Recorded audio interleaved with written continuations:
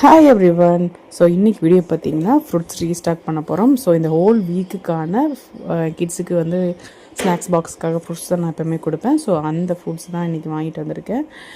அதை தான் நம்ம பார்க்க போகிறோம். நம்ம ஃப்ரூட்ஸ் வாங்கிட்டு வந்ததுமே தண்ணியில் உப்பு போட்டு முடிஞ்சால் மஞ்சளும் போட்டு நல்லா வாஷ் பண்ணி இந்த மாதிரி ஒரு கிளாத்தை விரித்து தொடச்சி எடுத்து வச்சுருங்க. ஏன் அப்படின்னா நிறைய ஃப்ரூட்ஸுக்கெலாம் வந்து பார்த்திங்கன்னா பெஸ்டிசைட்ஸ்லாம் யூஸ் பண்ணியிருப்பாங்க. ஸோ அதை ரிமூவ் பண்ணுறதுக்காக இந்த மஞ்சளும் உப்பும் போட்டு கழுவி எடுத்து வச்சுட்டோம் அப்படின்னா ரொம்ப ஹெல்த்தியாக இருக்கும். ஒரு 2 to 3 இயர்ஸ் இருந்துச்சு அப்படின்னா அந்த தண்ணியெல்லாம் ட்ரை ஆனதுக்கப்புறம் நீங்கள் ஃப்ரிட்ஜில் ரீஸ்டோர் பண்ணி குழந்தைங்களுக்கு எல்லா ஃபுட்ஸுமே கொடுத்து பழக்குங்க. ஏன்னா அப்போ தான் வந்து பர்டிகுலராக ஒரு ஃபுட்ஸ் மட்டும் சாப்பிடாம எல்லா ஃபுட்ஸும் சாப்பிட்டாங்கன்னா அப்படின்னா நியூட்ரிஷன் வேல்யூ அவங்களுக்கு வந்து போய் சேரும். ஸோ டெய்லியுமே மிக்ஸ் ஆஃப் த ஃப்ரூட்ஸ் போட்டு கொடுங்க. இல்லைனா ஒரு நாள் ஆப்பிள் போட்டுங்க, இன்னொரு நாள் பொமேக்ரேனட், ஆரஞ்சு, அந்த மாதிரி மாற்றி மாற்றி கொடுத்தீங்க அப்படின்னா அவங்களும் போர் அடிக்காமல் சாப்பிட்டுக்குவாங்க.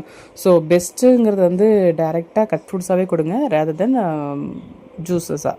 ஏன்னா ஃபைபர் வந்து வெளியில் போயிடும் ஜூஸாக குடித்தோம் அப்படின்னா.